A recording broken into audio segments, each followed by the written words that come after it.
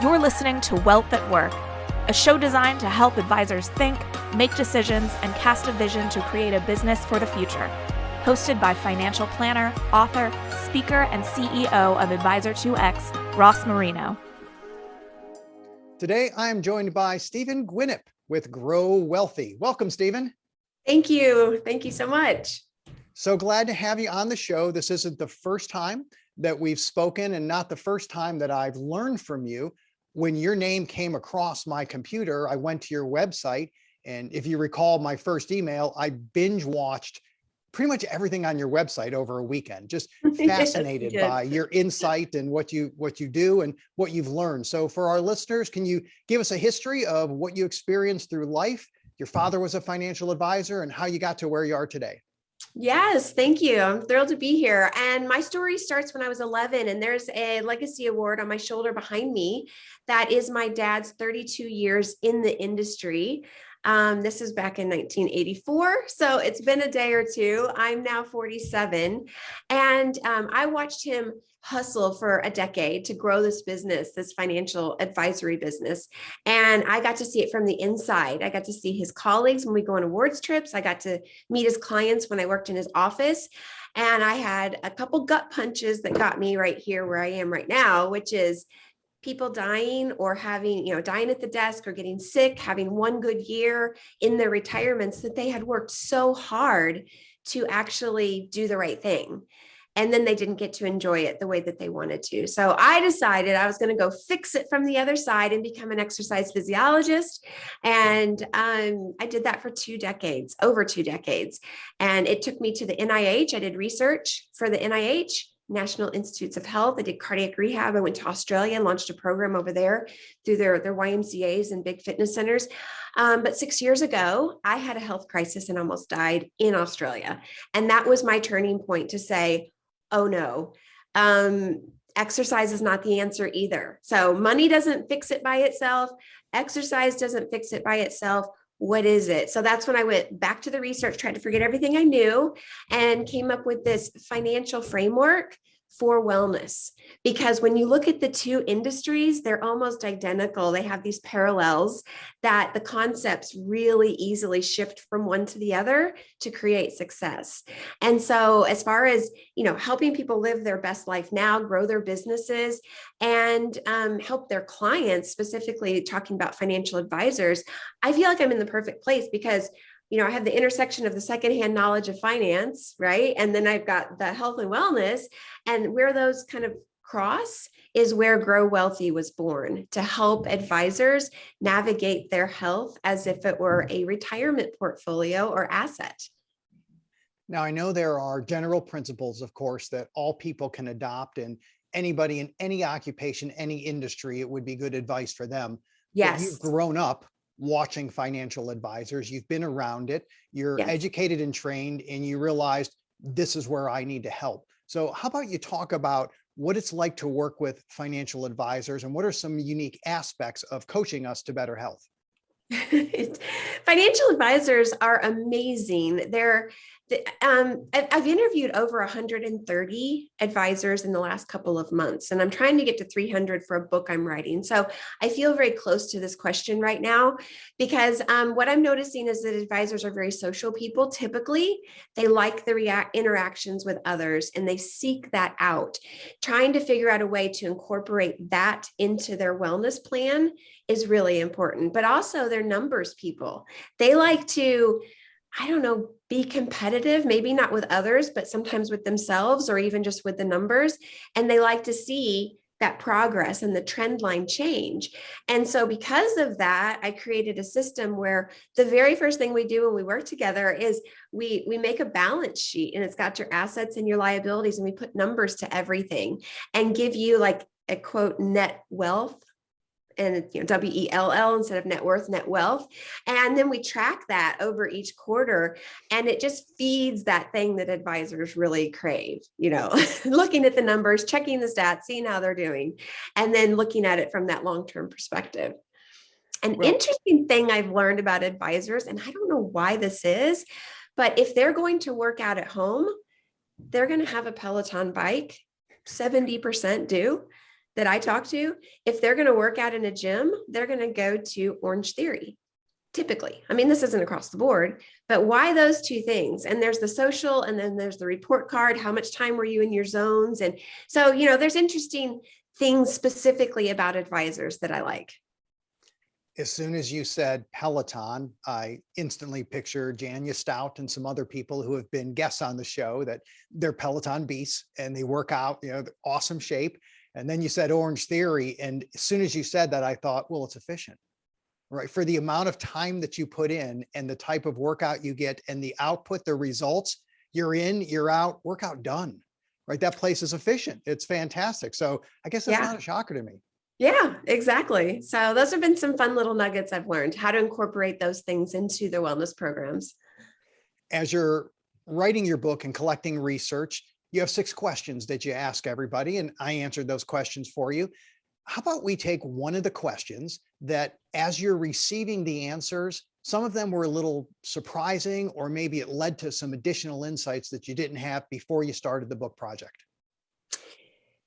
Yeah, well, I think the what people do for their health, as far as like the Peloton question, I was totally shocked by that when I saw that trend. But if we go a little further, one of the questions I ask is, what is your number one frustration that bubbles to the top as far as your health goes? What do you wish would improve or get better? The number one thing. And, in the world of at least in the United States, the number one thing most people want is to improve their weight, their BMI, something like that. But with this group of people, I always hear consistency. They want consistency. Maybe it's consistency with exercise. Maybe it's how they eat. Maybe it's their stress, but they're looking for like a system, habits, consistency that's going to help them have that from here forward. And I think that's really interesting, because advisors typically are just really consistent people. They're looking at the market, they're calling their clients, they're helping others do that. And then that's where they're really finding it difficult to be consistent themselves in this one area of their lives. Well, I couldn't help but smile and try to stifle my own chuckle. As soon as you said consistency, I remembered I was just interviewed and someone asked what was my pandemic project. What did I do during the pandemic? Yeah. I said, well, I'm not really sure about the project, but I can tell you my pandemic plus, my number one, and that is consistency of working out. Because before the pandemic, I would have told you, well, I try to go to the gym 2 to 3 times a week, which is probably closer to 2 to 3 times a month. Right. So if what gets measured gets improved, and I wasn't measuring that. So I probably wasn't going anywhere. But once the pandemic started, all of a sudden I realized I have gaps in my schedule now. I have capacity. So I jumped on that and said, put it on the calendar. I'm going. Learned, of course, that I have to have my workout clothes at the office, because by the time I get home and change, I'm pretty much cooked. So got to go straight to the gym after the office. But that is it. I don't remember what my answer with you was, but spot on consistency. That is the challenge. We know what to do. You just don't get it into your calendar enough. Yeah, it's, I listen for keywords when I'm doing interviews, and I try not to lead the witness too much. I really want to hear what their words are. And as soon as I hear the word, I try to blah, blah, blah, whatever, it doesn't matter what it is, I know pretty much they're not doing that. So what is the reality versus what is the hope or the expectation are two very different things a lot of times. As soon as I hear someone say, yesterday I had someone say, I go to the gym 4 days a week. I knew he goes to the gym 4 days a week. Right. If he says he tries, it's probably 4 a month, like you said, right? And one of the things I think is kind of an aha moment for me is I hear all the excuses why people can't do things that they want to do. It's not that I'm telling them they should, they want these things. So, but then they follow it up pretty quickly. I can't because of work, client demands, kids, I'm just too tired, any number of excuses. But I think what's interesting is that we allow certain things to guide our lives and our day, and we don't allow other things to have the same voice or the same vote in that process. So if a client needs you, it's more important than if your body needs you, or if your wife needs something or your kids need to go to ball practice or whatever, those trump whatever your body needs. So I just encourage people to give their health a vote. So they at least consider it in the whole network of things. I journal in the morning, and one of my lines I try to write, because I don't do it every day, that's why I say try to write every day, is I always have time for things that matter most. And it's something I want to remind myself of, because I squeeze things out like anybody else, but I have to check myself because the battle's up here in my mind. I always have time for things that matter most, right? You know, Ross, when you told me that, I actually wrote it down, and I've been mulling that over in my brain. That's really stuck with me in your interview, so much so that I've got a post built around that for social media. And I've started talking to clients too about that quote. I think it's a brilliant thing because it sets your intention. Maybe you're not going to be perfect. That's okay. Maybe you're going to fail at it, but it sets the intention. And then we have this really powerful subconscious brain that then doesn't want to be a liar. It wants to be true. It wants to be right. So it then starts to kind of orchestrate your day to make sure that these things happen that you want. So there's an acronym that I teach people called ECHO, ECHO. And the O is orchestrate your day. And that's kind of it. Set your intention and figure out, not that you have to like map it out every hour, just, let yourself know we can do the things that are important to us. And knowing life is never optimal, I often write the second line, which is, and if I don't have time, I'll get to it shortly.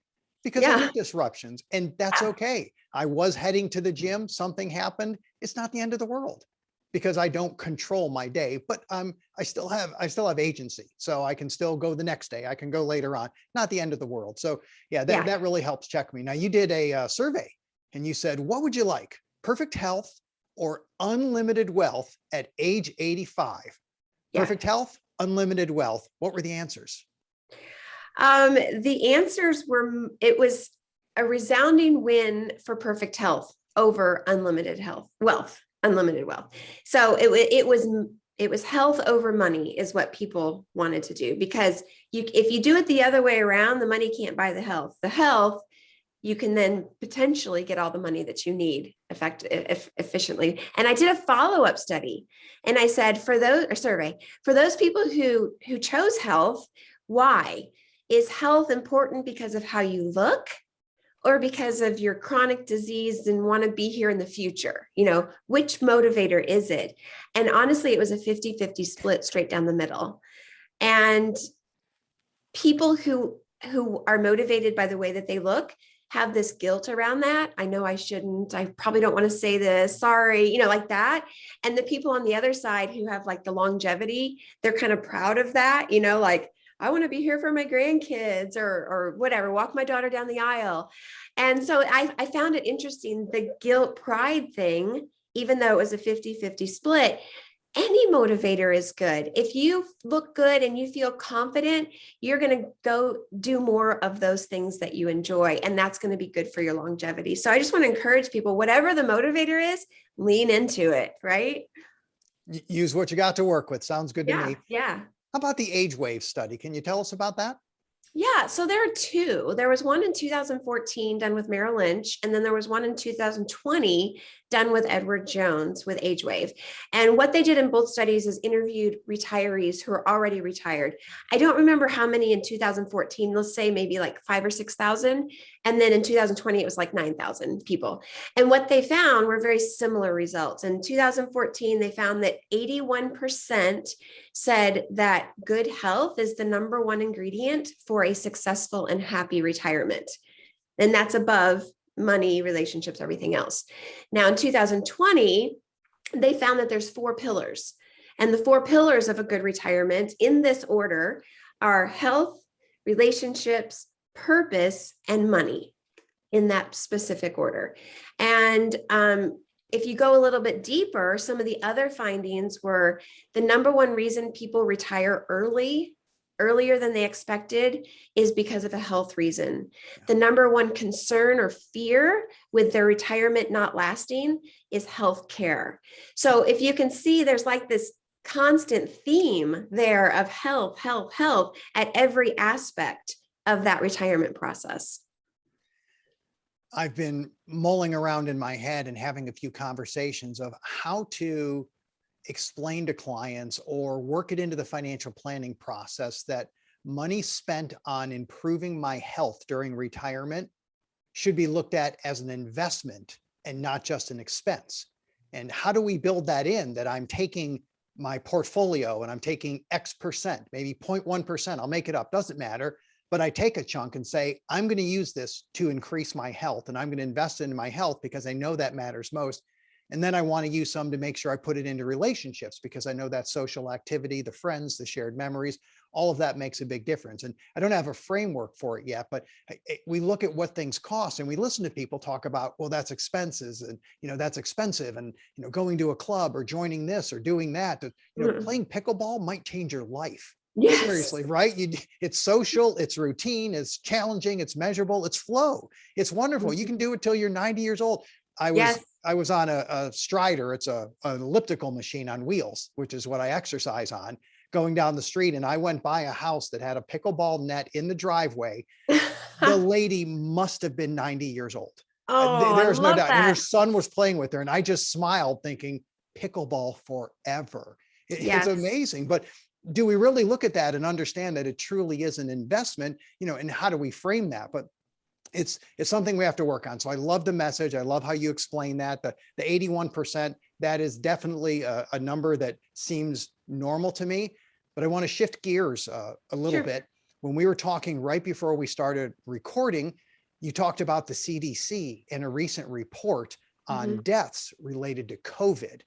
Fascinating data. Can you share that with us? Sure. This was at this time, it was a couple months ago. There was a report that came out on the leading causes of death by COVID. When people get COVID, what are the risk factors associated with it? And right now, I only remember the top two. There were a few more in that list. But the number one was obesity, which I don't think is a surprise to anybody. We've kind of heard that for a while. And number two was the surprise, and that was fear and stress from dying of COVID.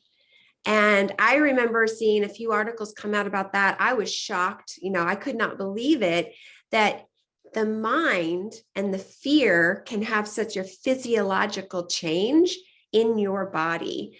And so when someone comes to work with me and we talk about this, if they're afraid of dying of COVID, that's actually the first place we start, because we need to change the mindset. Just like you said, how do you change it from an expense to an investment in your health?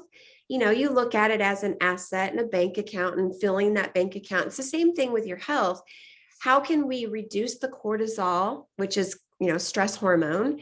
How can we calm the inflammation in the body and boost your mindset to provide those feel good hormones, so that you will feel like going out and doing the things you love and going to the gym or exercising or eating well or being with the people that you love. So the fear will keep you back from doing all the things that are really good for you. And it's hard to know, chicken or egg, what's actually causing the risk factor. Is it the fear only, or is it the fear keeping you from doing things that would be good for you? So it's, there's some more research that could be done there, but yeah, it's a big deal.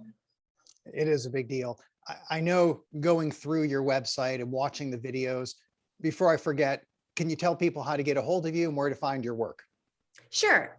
You can go to www.growwellthy, and that is WELLTHY for wealthy, .com.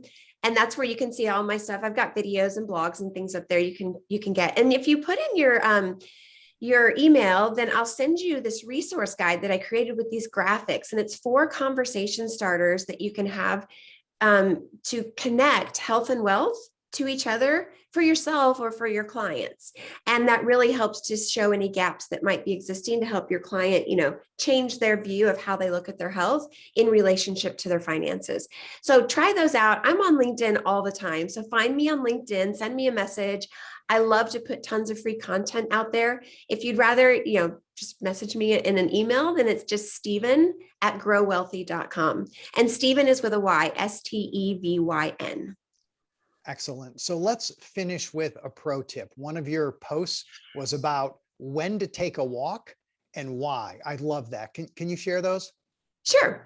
So I do what's called high ROI activities. So activities that have a return on investment. How much little effort and time can we put in to get the biggest bang for our buck? We want to do that with money. We want to do that with our health too, right? Orange Theory, So, right? right, yes. So you can go for a walk any time of day, and that's going to be good for you, right? But if you take that same walk and you put it right after your biggest meal, and I mean within 15 minutes, for at least 15 minutes, then you're going to be stacking that activity and putting more return on that investment. And the reason is because when you eat, your blood sugar spikes. And when your blood sugar spikes, then you have insulin floods, and then you have a dip. And then you get later fatigued, cravings, need something to eat, but so it starts you on this. So if you go for a walk within 15 minutes of eating, then it takes that blood sugar spike and cuts it in half. I mean, like, that's huge. That burns up the sugar before it has a chance to get reactive with your insulin and go into storage as fat. But what if we did the same walk at the same time and we closed our mouth and breathed only out of our nose? Then you just added another layer of return on that investment. And that's changing your CO2 to oxygen ratio, your nitric oxide, all these different things that are actually improving your immune system. So if you do it outside, you're getting the nature. If you go with a friend, you're getting the relationship. So as many stacks as you can get with the one activity, the better off you're going to be. Pro tips. I love it. Stevyn, Grow Wellthy, thanks so much for being on the show today. Thank you, Ross. Thank you for listening to Wealth at Work. The information covered and posted represents the views of the guests and does not necessarily represent the views and opinions of Advisor 2X. The content has been made available for informational and educational purposes only. The content is not intended to be a substitute for professional investment advice. Always seek the advice of your financial advisor or other qualified financial service provider with any questions you may have regarding your investment planning.